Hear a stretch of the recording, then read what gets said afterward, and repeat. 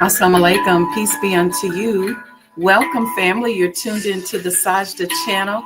I was just getting a quick meditation in, waiting for you all to get into the room. So be a friend, tell a friend. We're going to be talking today about a business concept that often escapes us, and it's the power of building a network. And yeah, that's what we're going to talk about. We're going to dive into that because I want to emphasize the importance of that to us in business and in those of us that are trying to elevate in our careers and throughout society. It's got some good information. Okay, so be a friend, tell a friend, and we'll be right back after a few short commercials and a beautiful prayer. See you in a few.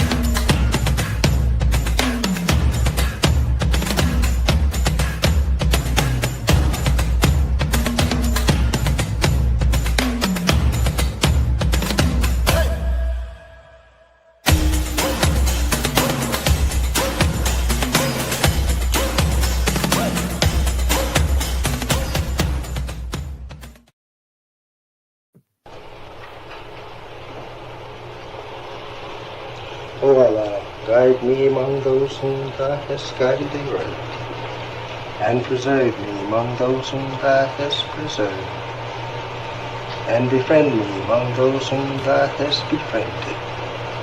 Bless me in whatsoever Thou dost grant me, and deliver me from the evil of what Thou hast judged. Surely Thou judgest, and none can judge against Thee, and he whom Thou befriendest is not disgraced. Blessed art Thou, O Lord, and exalted be Thee above what they set up besides Thee. I bear witness, nothing deserves to be served besides Thee, and I bear witness that Muhammad is Thy servant and apostle. Amen.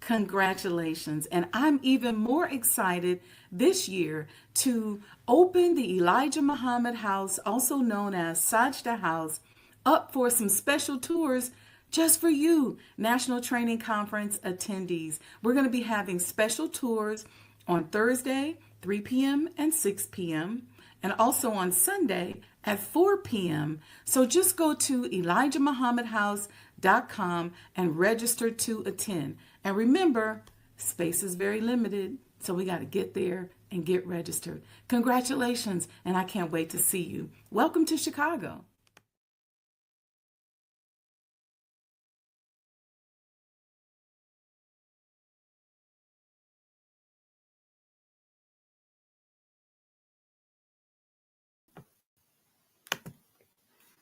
Assalamu alaikum, family. We're back. You're tuned into the Sajdah channel, and I am your host, Sajdah Wendy Muhammad. You just saw that video about the National Training Conference that's coming up very, very soon.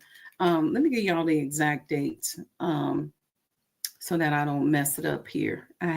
July is popping, and I'm the kind of person I have to add the stuff to my calendar because something else will come up and pop up, and you'll be like, "So Sajdah, I thought you was coming to such and such," and I'm like, "Oh, I actually had planned on being in Dublin next week, but that trip got canceled."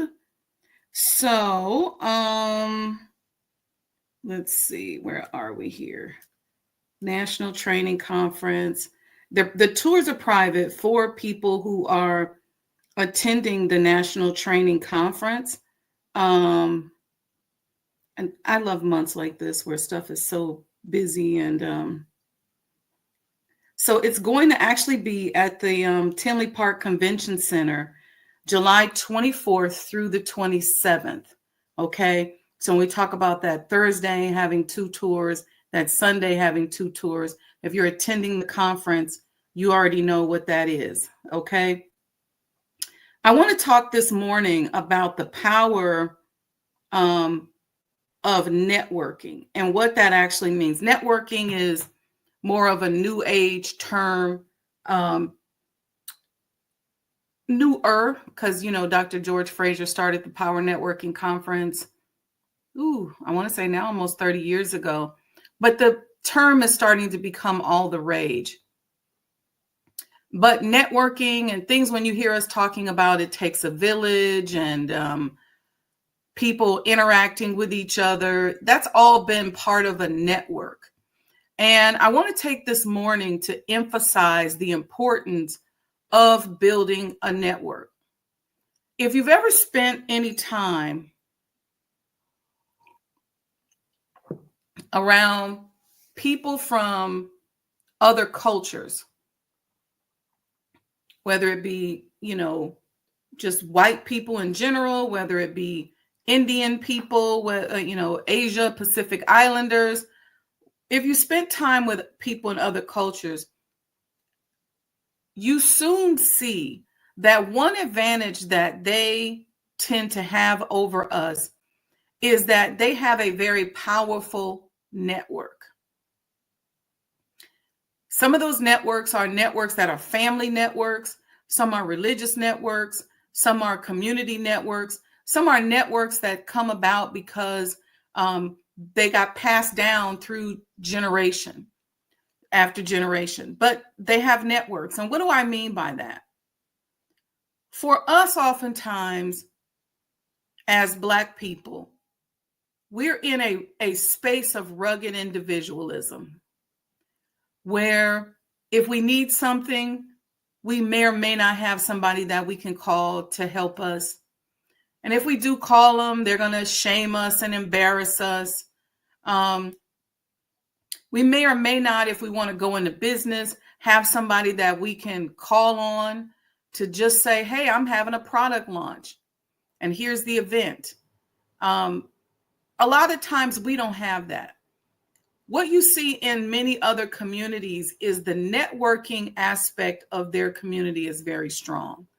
So if they're looking for a job, if their child is looking for a job, most of the people that I graduated with, that I was navigating through the interview process my senior year of college, most of them, there was only a handful of us in the finance department. Most of them already knew where they were going to work. They had relationships where they knew somebody that knew somebody. So even if they went into the interview and they'll say, "I did better than them," they got the job over me. In fact, about it, once I got hired at PNC, I remember going home to Omaha, and they dropped off communication with me. I didn't hear anything from them. And then I remember hearing from them, and they said, instead of going to Chicago office, you're going to have to go to the Indianapolis office. Well, when I got to Indianapolis, because I didn't want to stay in Omaha. That's where I grew up. So I wanted to be in Chicago. And I said, well, okay, I'll go to Indianapolis. That's closer. Got there and they dropped off communication. I was picking up all these odd jobs. I worked in a hotel as a waitress, which I was terrible at.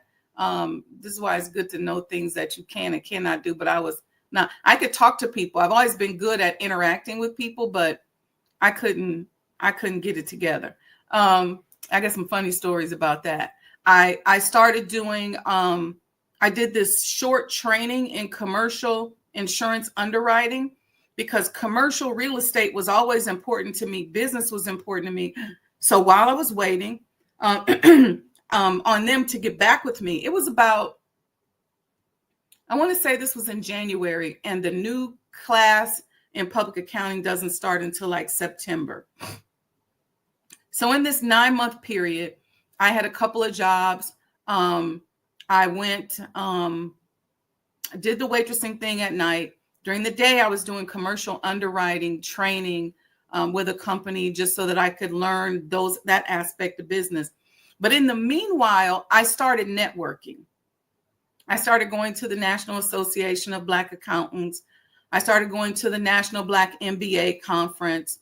I was just networking as much as I could. And I got to the point where I was getting worried and I was thinking, should I try to get a job with this insurance company? Because I'm not hearing from PNC. And so I went to an event, some business mixer. This is why these things are so important. And I had learned through taking Toastmasters how to do an elevator pitch, how to speak.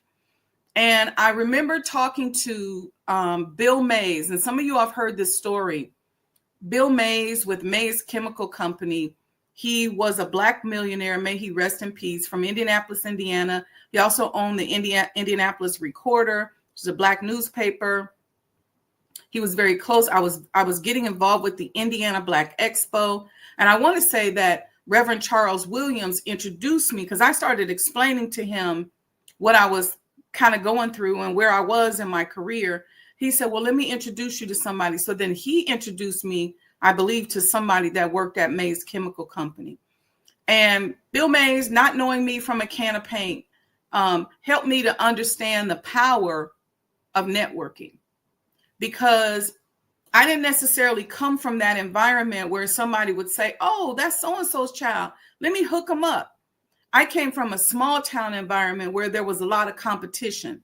So people who were competitive, for example, with my parents, who were very progressive, would do things like, not assist and not a help, even if they were in the same field as I was in. So I came from that small town environment that was a lot of crabs in the barrel.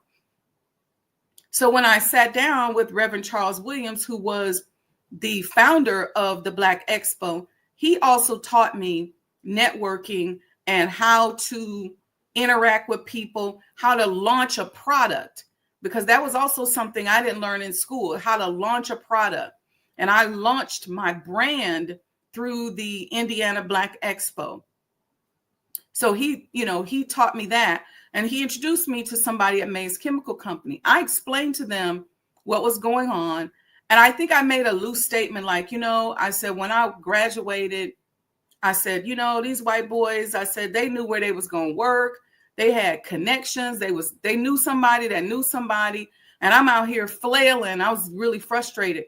And Bill Mays, as it turned out, was the only Black company that PNC was auditing at the time.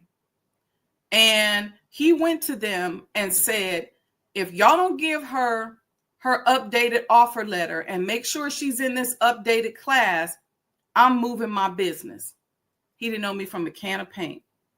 And next thing you know, they called me and I was in the mix. But every major move, Allah taught me this early in my career.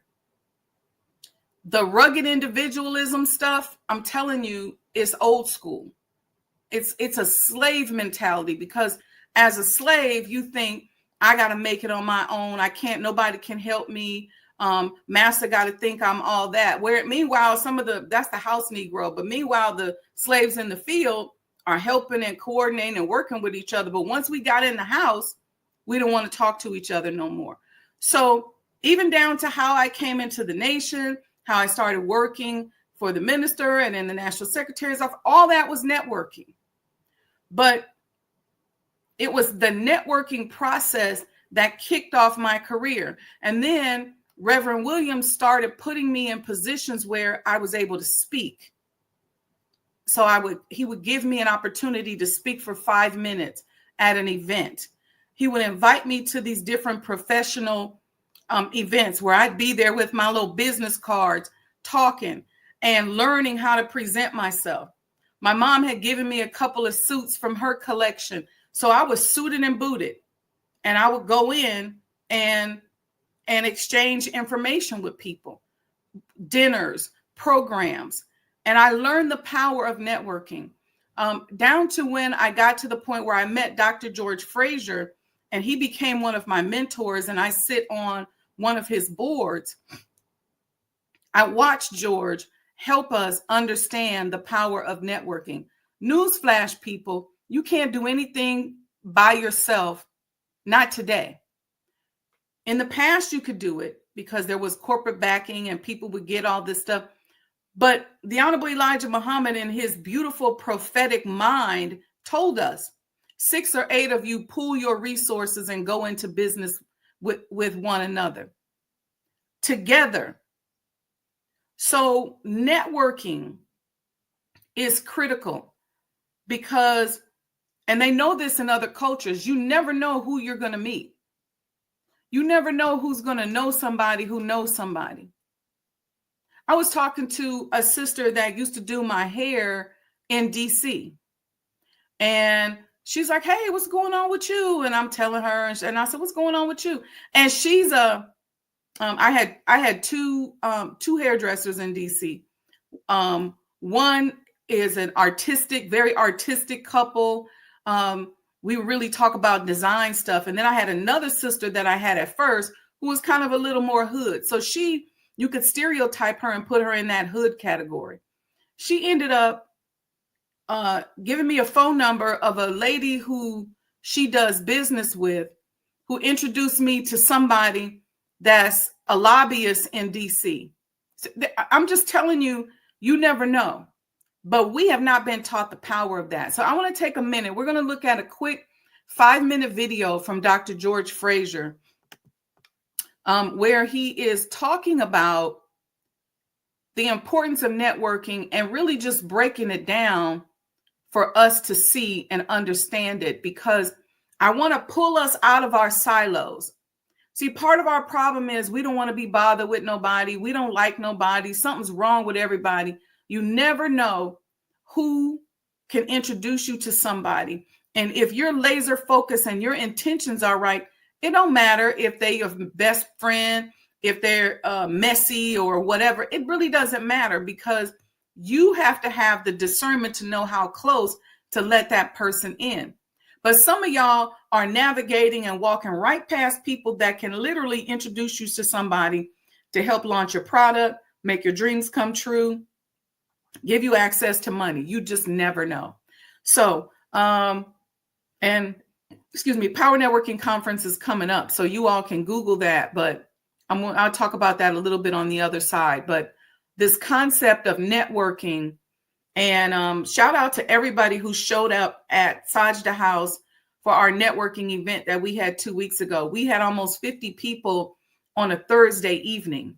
Okay. And so we're going to keep doing that so that we continue to get to know each other. But we'll talk about that again on the other side. But check out this video from Dr. Frazier.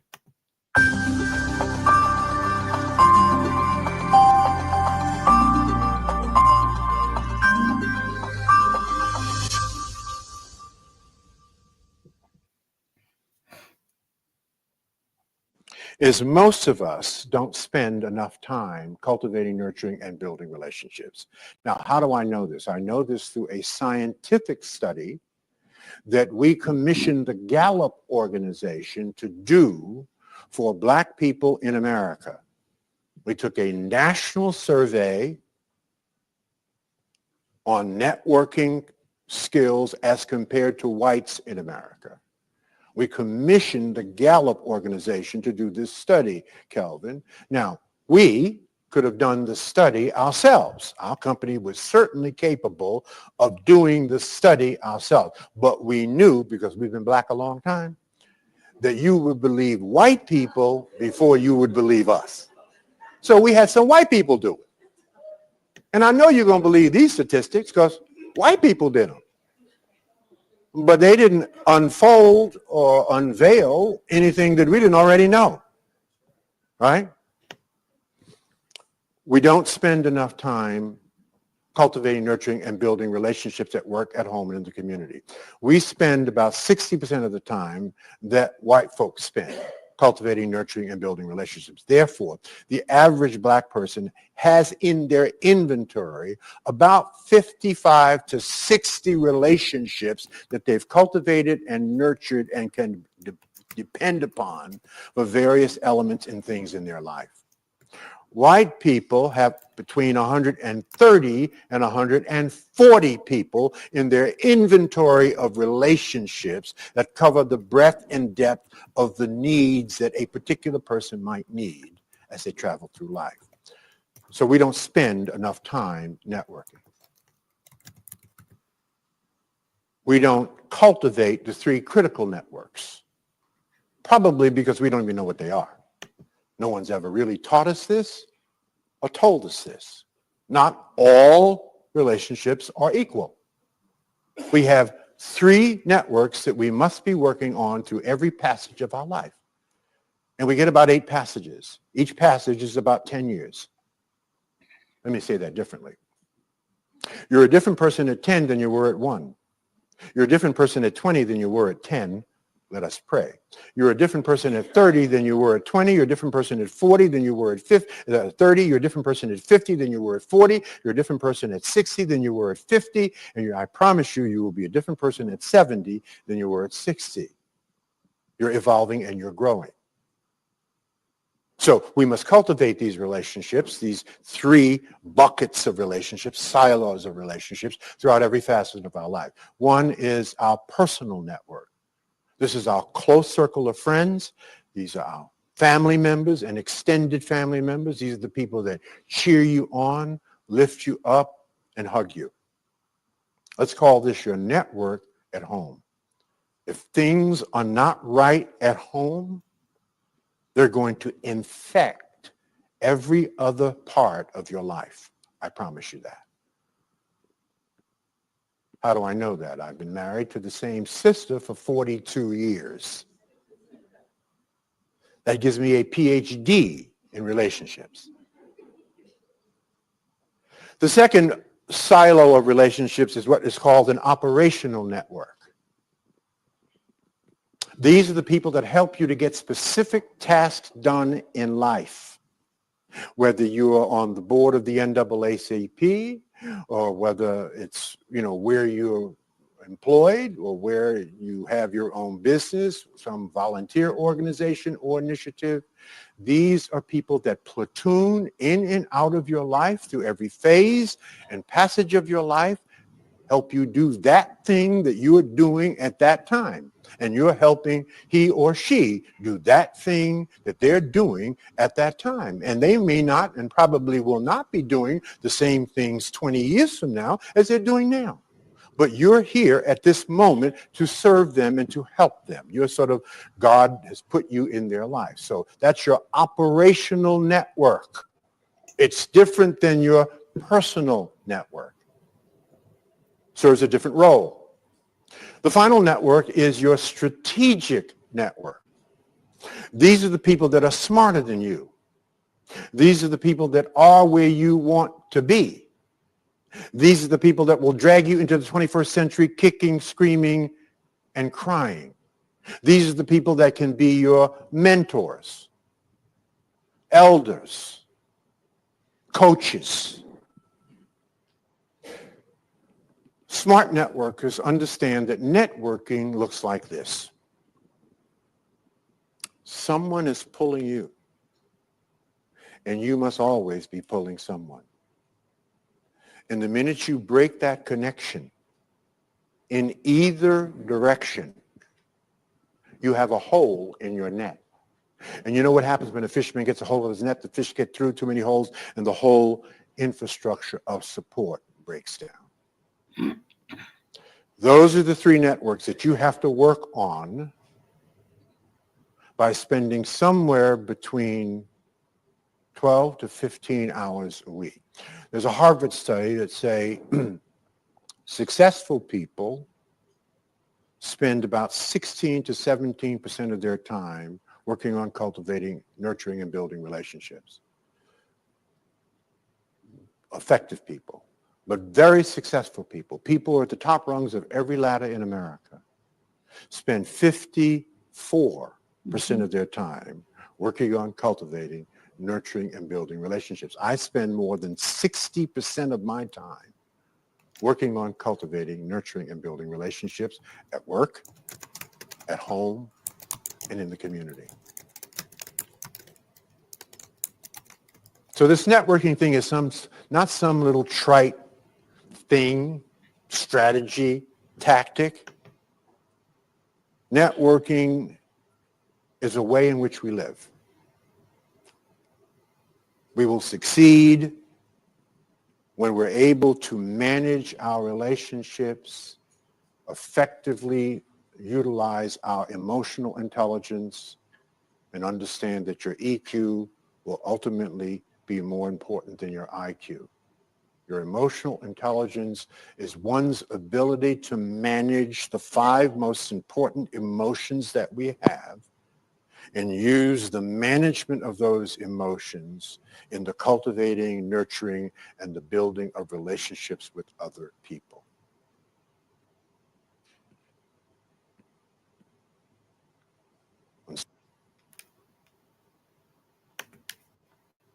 All right. 54% working and cultivating relationships. Dr. Frazier said he spends more than that. That's how important it is.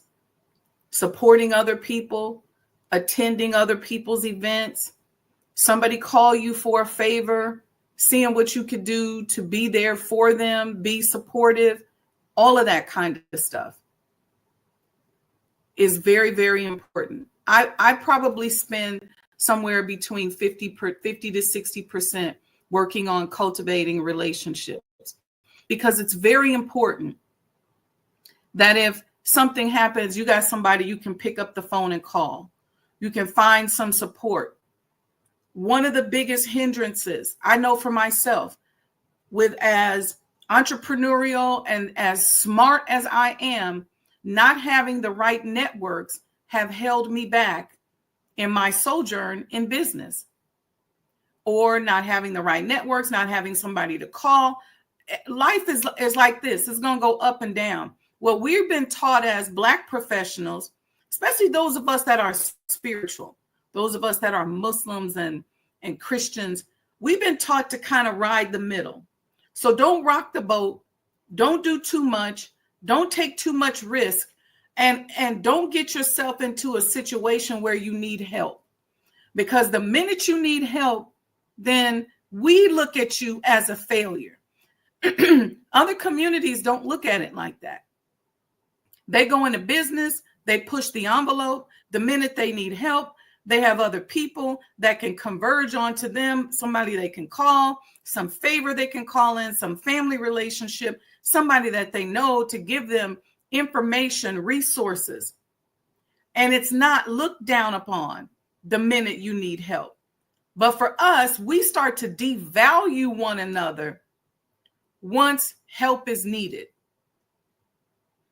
But that's not how it is in the community. You have business people in the broader community who have built up multi-millions of dollars worth of businesses, almost $1 billion worth of businesses. One in particular that's very famous, filed bankruptcy several times, and people in their community still see that person as successful. Prime example of that. But in our community, if you open a business and then all of a sudden you need a little cash infusion, then the bank make you feel like you're a criminal, like something's wrong with you. Well, no, you don't have the credit, and no, you don't have the sales, and no, we're not going to give you a line of credit. And then your own people, when you're struggling, make it look like, oh yeah, he used to be all of that, or the restaurant used to be good, or she used to be da da da. But now he needs help with making payroll. See, we look down on that kind of thing and we devalue one another. But as long as you are pushing the envelope, as long as you are looking to elevate and evolve, you're going to always be in a position where you have to receive or seek assistance. And even if other people are tripping on you because of that, you can't trip on yourself because of that. Because again, what we're taught to do is to just stay here, don't trust nobody, don't be around people, be comfortable, just go to work, come home, be with your own little circle of people. That is oftentimes what is preventing us from advancing as a people. That's what's preventing us from making those millions of dollars that we desire to make and all of this stuff. It's also what gets us in these weird, situations as entrepreneurs. Because most of the time, we become millionaires and billionaires through partnerships. And that's fine. It's a bridge that we have to cross over to fill that gap, to close the gap. So if it means doing a partnership and that partnerships puts you in a position where now you're making millions, that's fine. But in that process, you have to figure out how to acquire some ownership and shift into ownership so that you can own and become a millionaire through ownership, or a billionaire through ownership instead of partnerships. Because what happens oftentimes with partnerships, one of the biggest strategic things that people in other communities do to us is they know we don't have a lot of support. They know that our people, that we're very fickle with one another. So they know if they withdraw the partnership and drop a few things out there about you in the press, because remember, they studying you so that they know your weaknesses, whatever fetishes you got, whatever you got going on with you that ain't all the way right, studying you, and they know you, and they keeping that close to their vest. And then the minute that they want to make you vulnerable, either to manipulate you into doing something that you may not want to do, to shut you up, to further control you, they know that if they drop certain things out there in the public that we are so insecure and judgmental, we're going to be like, don't mess with so-and-so. I heard this or that about them. And they know that our networks and our groups of people that are around us are weak. They know we don't have a safety net. So once they pull their partnership, they know we don't have anybody that we can go to and say, hey, I want to do a partnership with you. Or to be able to say, hey, I've amassed a certain amount of wealth. Now let me move into some cooperative economic activities so that I can make other millionaires who will then turn around and be loyal to me, and we can barter. We can do things, across business lines. They know that relationships is where we're weak. And so it's one of those areas that we really, really have to work on, is relationships. And I'm going to tell you a little secret. In 1975, when the Honorable Elijah Muhammad departed, there were a lot of weak relationships, a lot of rugged individualism that prevented people from leaning on one another and propping each other up. It was the weakness in the relationships. We stopped shopping at the businesses. See, that relationship should be strong anyway. If I have a manufacturing company, you should be doing business with me regardless. It shouldn't matter who's there or not. I hope you all understand what I'm saying. I'm trying to be very careful with this, but it's the weakness in relationships that really impacted us and has impacted us as Black people in business for years. So we get attacked when we go into business. We get attacked when we encroach upon an industry that maybe we aren't traditionally in. We get attacked, and then it's those relationships that they know that we don't always have. And I will tell you,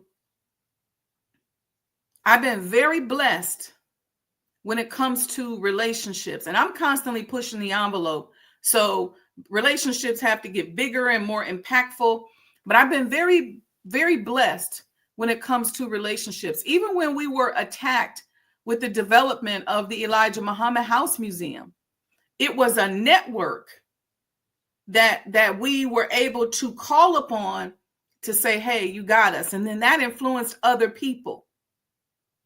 And, and then the rest is history. But working on those networks, whenever you find yourself stuck in your business, don't get excited because you got 10 or 11 new customers or 5 or 6 new customers. Keep working and building your network. And when Dr. Frazier talks about 54% of the time working and cultivating relationships, excuse my language on this, it doesn't mean be a whore. So some of us think it means, let me just find a bunch of people that know me. Let me hook up with this millionaire. No, it's cultivating the relationships that are already there and already around you. If I'm in your circle and we are in a close relationship, you can lay your head on the pillow at night and know Sajdah got me. Sajdah got me. Even if you do something wrong, I may come tell you about yourself, but we're going to come try to help figure out how to make you whole again.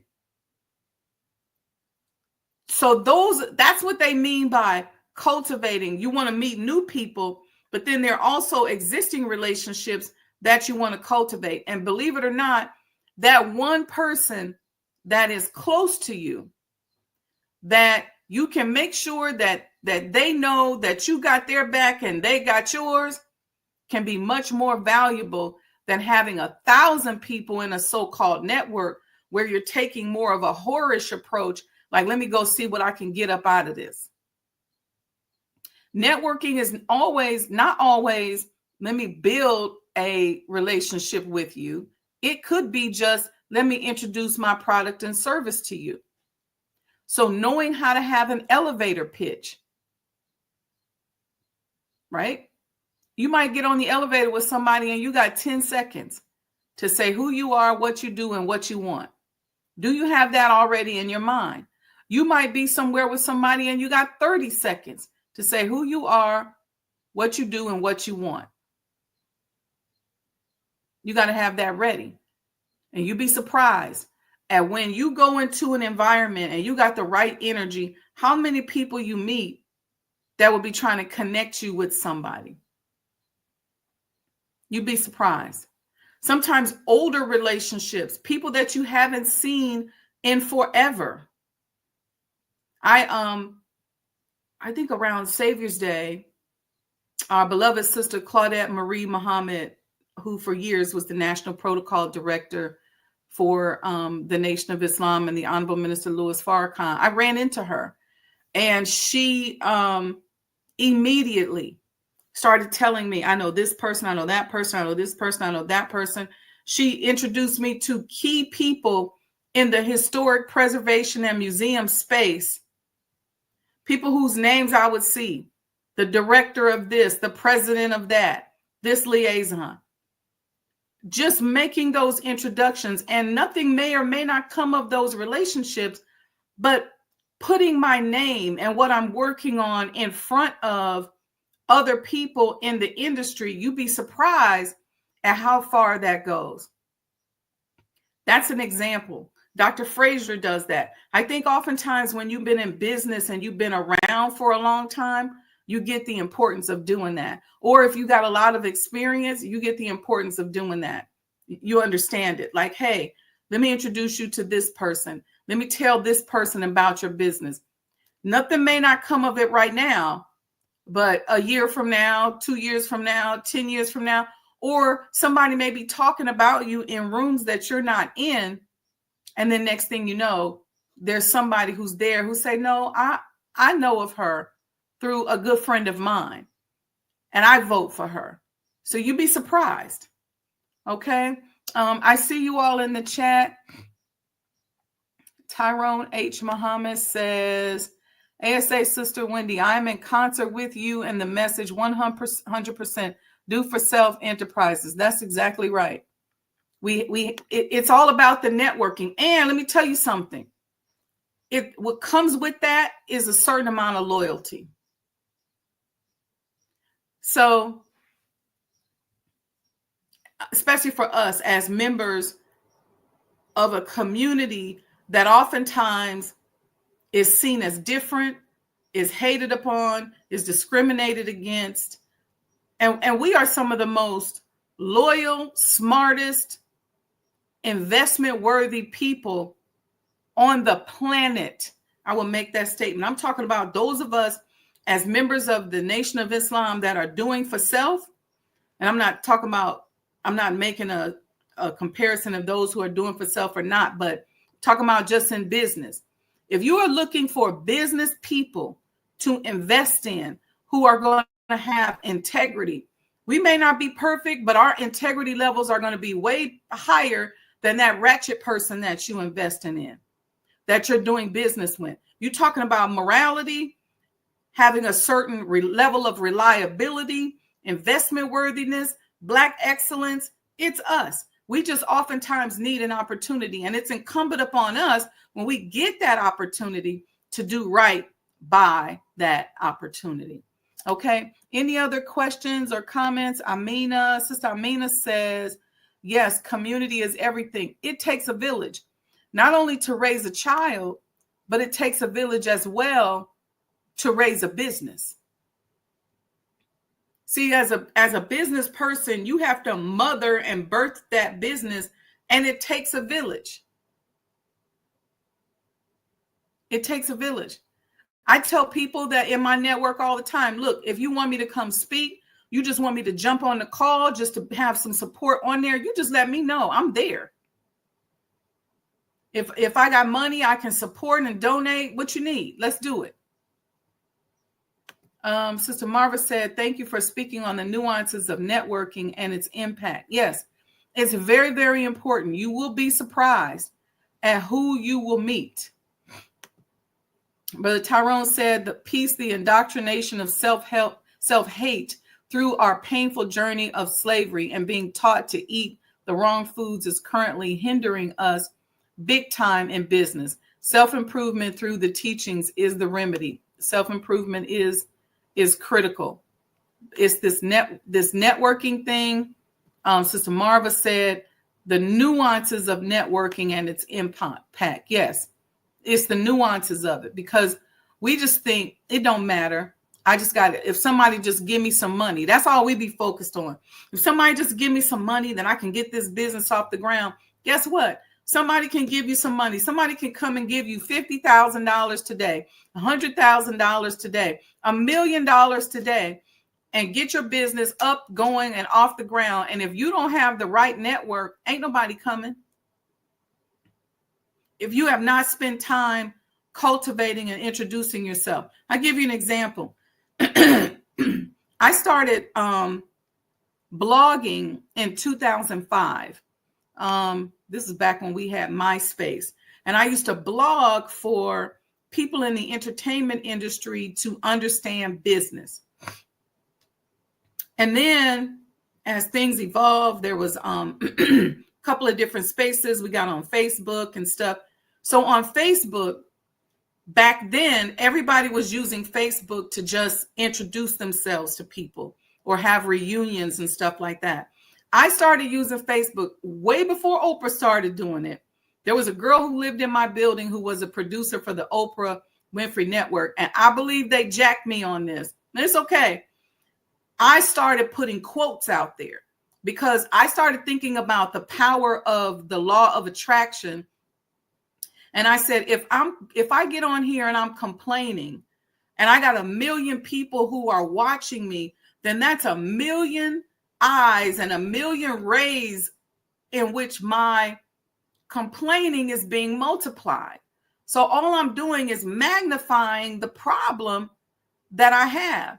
And then, so I said, so I'm going to start putting positive quotes and reinforcement and using it to help people. And every day I would put a quote out on Facebook. And then Oprah started doing it, and then it got really popular and people started sending around little memes with quotes and stuff like that. But I was doing that before anybody was doing it. And I did it because I said, if I put something negative out here, if 1 million people see it, it's being magnified 1 million times. If I put something positive out here, 1 million people will see it and it's being magnified 1 million times. So I then started doing blog talk radio. It wasn't video, where I was interviewing people and people were tuning in. And I just was using that to learn and to push the envelope from a business standpoint. I met so many business people. Then I went on to radio in DC. I was on the radio. And then I started doing the videos like this. And you will be surprised at how many people I've met just from doing this. How many of you all that I've interacted with, that we've been able to connect. So using a talent and a skill that I have to be able to bring together those 6 or 8 people, as the Honorable Elijah Muhammad says, that can come together and go into business with one another. And he didn't tell us 6 or 8 people get together and go to the mosque and get the mosque to open up a business for us. He didn't say that. He didn't say 6 or 8 people get together and go to the church and get the church to open a business for us. He didn't say 6 or 8 people get together and go to the government and get the government to open up a business for us. He says 6 or 8 of us to get together and go into business for ourselves. He didn't say seek permission. None of that. It's about us. Now that we have what we all believe, whether we are Muslim, Christian, or whatever, we believe that we got some information, some healing, some access to some self-improvement that's going to put us on that next level. As brother Tyrone just said, we believe that we've got supreme wisdom that's going to help change your life overnight. Those of us who have been a part of that teaching, our duty now is to teach and train those that don't have it, to be examples, to share, to be open. That's how the Honorable Elijah Muhammad moved. Do you know how many people came to the Honorable Elijah Muhammad asking for help with their business, and he helped them? Asking for help with their life, whether it was a divorce, a mortgage that needed to be paid off, and he helped them. I want you to think about that. How many times his house literally was a revolving door of people coming there either to make reports and make donations and give him gifts, but also to get gifts from him. I don't know if you all realize that. The amount of people that were supported and the way, sorry about that, the way this concept was demonstrated was an example and a template for us. Going into business, doing business with ourselves. See, business, as the minister teaches us, is the activity of life. And that activity of life has to be supported with a strong network of people, of opportunities, of people who will just have your back. So I'll make sure I covered all these points on networking. The nuances, as Sister Marva said. What can networking do? Help you with advancing your career, give you access to opportunities, can give you emotional support, mentorship and guidance. See, if you have the right network you're working on, you're going to be slowly moving out of survivor mode. And whenever you are in the survival space, you are just sitting in fight or flight, which is a dangerous place, not only for your health, but for your career. Do you know that when you are in fight or flight, that your blood begins to navigate away from your muscles and away from your organs and into your muscles so that you can run, jump, escape. Your adrenaline flows, which is a hormone. Your hormones change. This is why a lot of us that are stressed out, we got high cortisol levels. I know myself personally, if I go through a certain amount of stress, I see myself get puffy and stressed out and worried, and I can feel the hormone changes. But that's because you're in fight or flight when you always feel like you got to survive. When you start to build your network, you can degree by degree start to peel off some of that.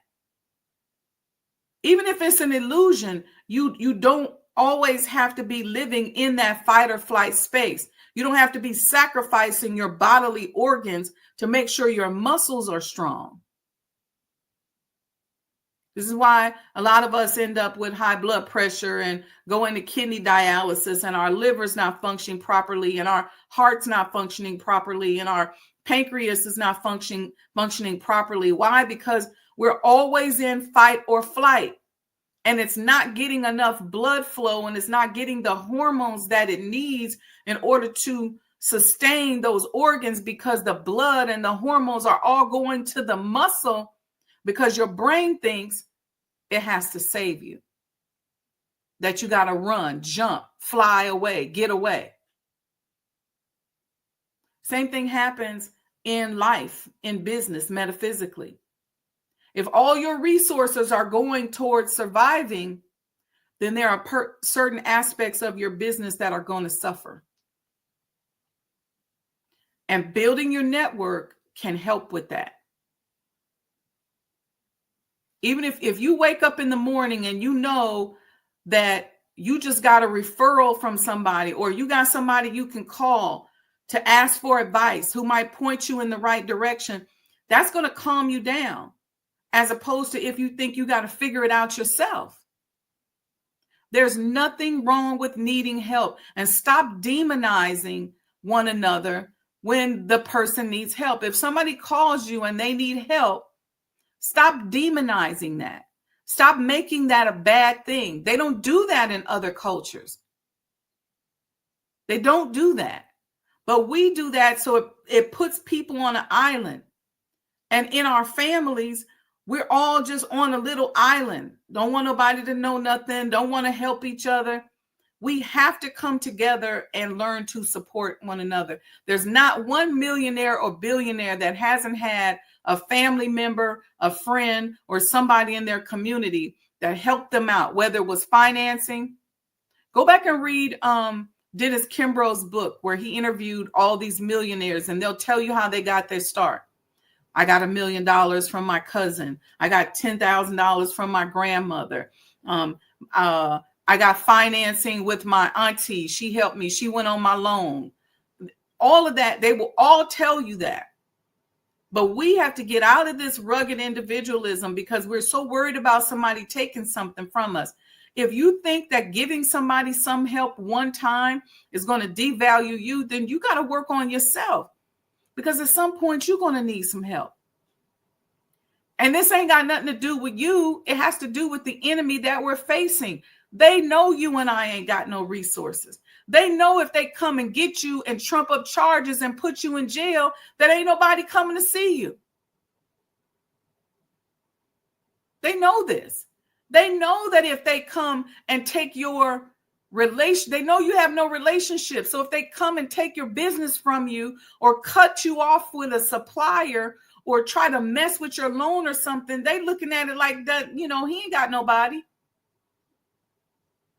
So what we're going to do is, okay, they need flour in order to make, they need this certain kind of flour in order to make the bread in their bakery. Well, we're going to cut them off from the supplier. They know we don't have relationships that are going to support us to help us get another supplier or to help us even renegotiate with that current supplier. They know these things. And the way we defy this enemy is by supporting one another, being there for one another. The reason why sometimes people double down on their behaviors is because they get hurt. Sometimes somebody might just make a mistake. We're all charting new territory that we haven't been in. And if I have an opportunity to help somebody who's building a legacy for myself, my family, my people, then I'm going to support it. Because how much legacy are we going to build just getting up, going to work every day? So we got to invest in something. We got to help somebody. Somebody got to do it. Somebody got to take the sacrifice. Stop worrying about stressing. Stop worrying about how many heart attacks you're going to have, how many strokes you're going to have. Let me tell you something. Let me give you a hint. Oftentimes, the reason why people emotionally go into a space where they set up the conditions in their body for heart attacks, strokes, and aneurysm is the fact that they lack love and companionship in their life. So everything they go through gets magnified because they don't have anybody else that they feel can support them or help them through a situation. People need help, and it's okay. Somebody got to take the sacrifice. My nephew called me, say, I need help moving. I'm on the plane. I'm gone. Let's go. What we got to do? What you need? If somebody in my family, a friend of mine, I got friends on the chat. If they need me, I'm right there. Because somebody got to help. Somebody got to help.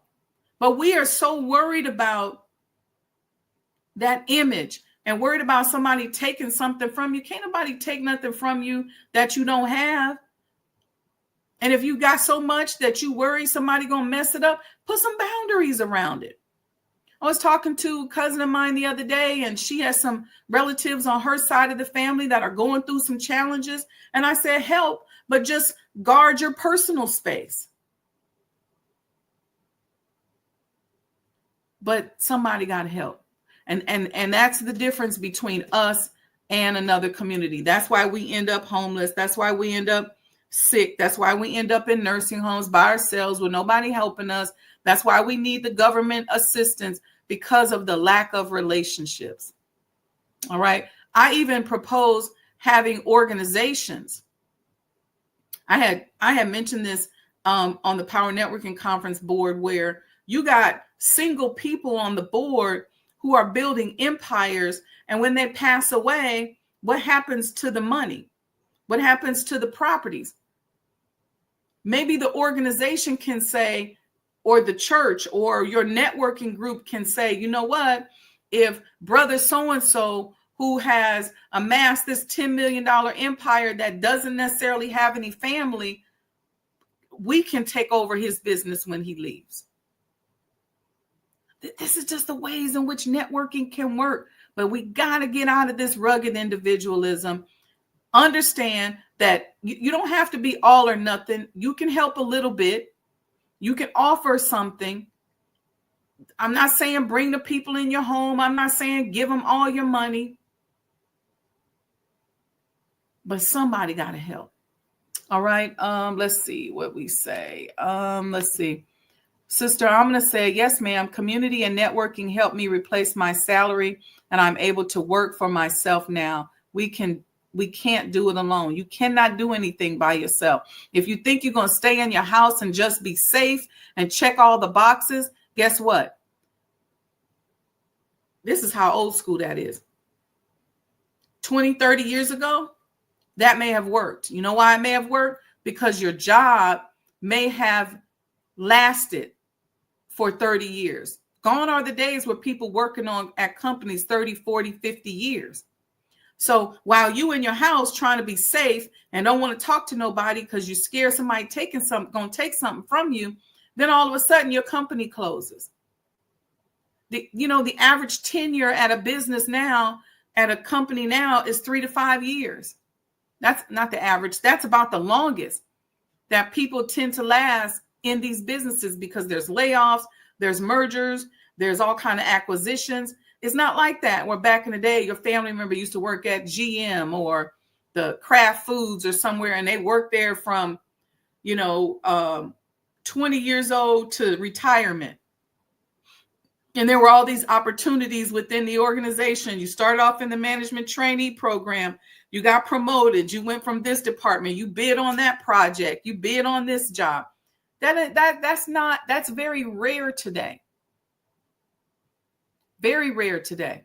So that person that worked at that company that was the stabilizing force in their life, they could afford to say, I'm just a box checker. I'm going to be safe. I don't want to be bothered with nobody, because they had that to rely on. We don't have that today. A lot of us are forced into business through duress. Why? Because we lost our job. And now we got to figure out what else we're going to do. We need 2, 3 incomes.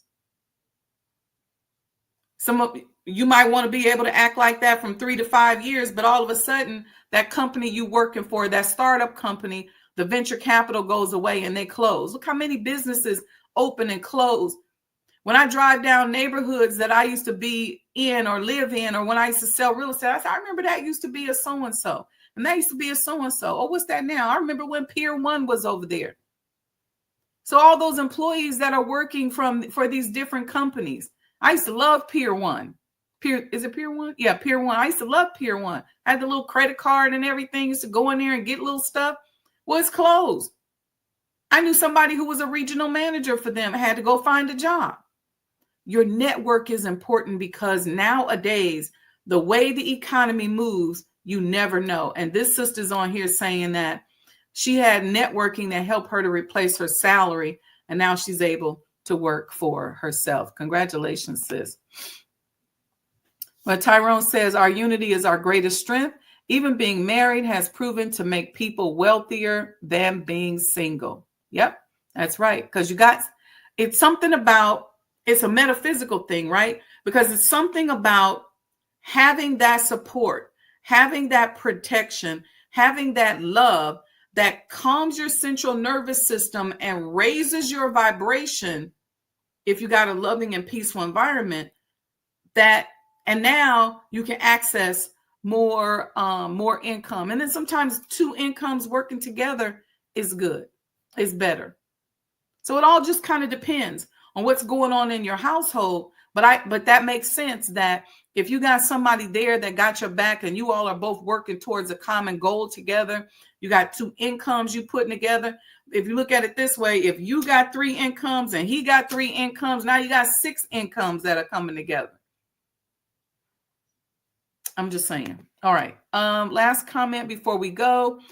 Marvelous Marva says, this gives perspective when the most honorable Elijah Muhammad says our unity is more powerful than an atomic bomb. Yeah. Yeah. Not only, and I've talked about this, Sister Marva, on this podcast about the information network and how nowadays unity is even more powerful than it was in the past, because now we live in an information-based economy where everything is based on algorithms. So if we decide that we're going to all focus on a certain thing, we're going to impact an economy that is based on the data. See, they're making moves based on data. So companies get data in. That's why data analytics is so important. They get data in and they make a decision. Okay, this product will work in this company. In this neighborhood, we can open a Starbucks over here. Oh, no, this is more of a Dunkin' Donuts neighborhood. Or no, this grocery store needs to carry these products. That's all based on data. And so when we impact that data with our unity, it's going to change the way people move and the way they think. Unity is, you can look at it from a political standpoint, from a business standpoint. It's all about the information. So just us uniting with one another. As I mentioned, when we're talking about business warfare, anybody looking at you, and you may say, well, I ain't got into it with nobody that would be at war with me. You don't have to. If you are, let's say you're in a regulated industry and you have a license, then the data of what you sell and what you do, your socioeconomics, who you are, where you live, what color you are, that data flows up to that regulatory industry, that regulatory body. And if they want to say, you know what, I want to make sure that brother so-and-so with this type of license only makes X amount of dollars a year, they can do that. And if you get too bold, they know they can pull relationships from you. You ain't got to do nothing. I'm telling y'all, as a business developer, I've seen this before. So they can say, if we pull back on supplies, or we pull back on inventory, or we pull back on certain things, or we figure out a way to intervene and make it difficult for him or her to really get to the big money, to the big customers. This is done in real estate all the time. You have real estate agents who like, man, my average real estate sale is $250,000 a year, or financial advisors who only can get to people who making at the most making $100,000 a year. They're not getting to the $500,000 and $600,000 a year people. They're not selling the $10 million properties or the $2 million properties. That's all done behind the scenes. And they know, and it's easily done to us because we don't always have a network. So if we got $1 million house, we don't automatically say, let me give this listing to a Black person. If we're making $400,000 a year, we don't automatically say, let me get my insurance from a Black insurance person. See, these decisions impact a whole lot. And all the algorithms are based on the fact that they know that we have weak relationships. So my point today is for us to work on and build our relationships with one another. How much are we supporting one another? How much are we there for one another? And you may say, I don't have time for no big old network. You may not. But what can you do for somebody that's in your network right now? Somebody that's in your network, somebody that you're friends with, somebody you're related to that needs some help. What can you do? Sister Amina says, data is so important now. It's said if you can't measure it, you can't improve it or control it. Yeah. Okay, family. Make sure you go register for tours. If you're coming to the National Training Conference, there's private tours for those attending the National Training Conference, Thursday, 3 p.m. and 6 p.m., Sunday at 4 p.m. Support the Sajdah Network. I'm working on, I think I mentioned this to you yesterday.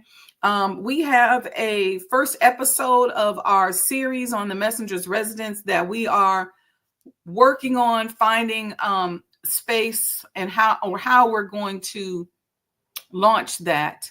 And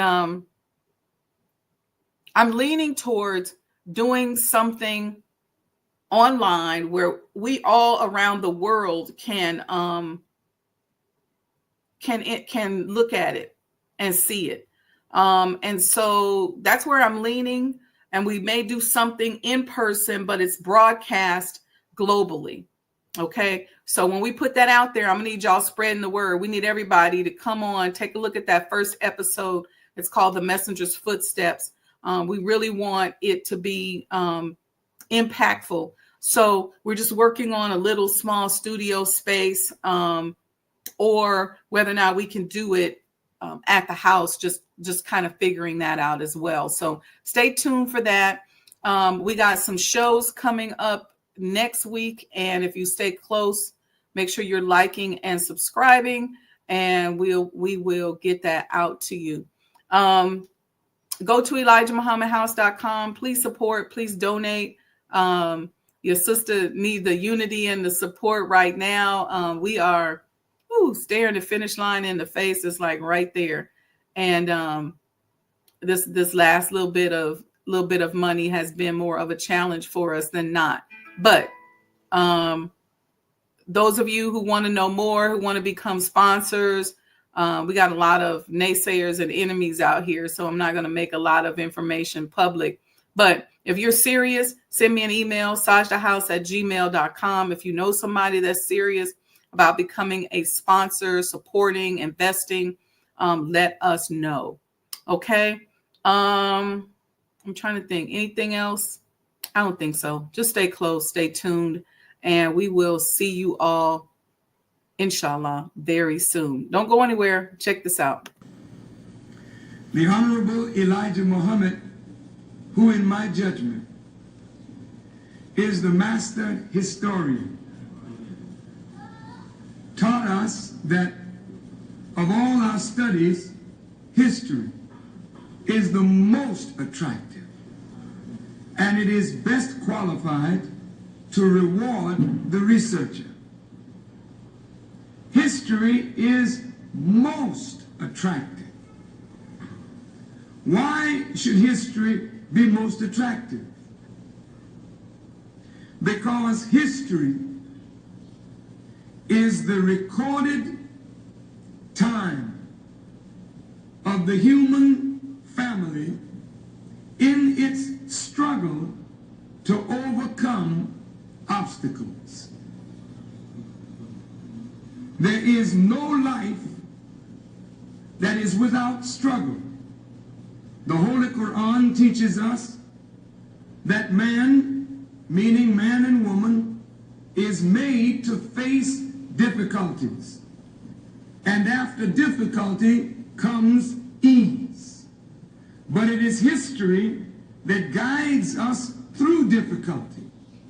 For if you know how people who had difficulty yesterday got through, and if your difficulty is somewhat similar, then today we also can get through if we follow the guidance of history.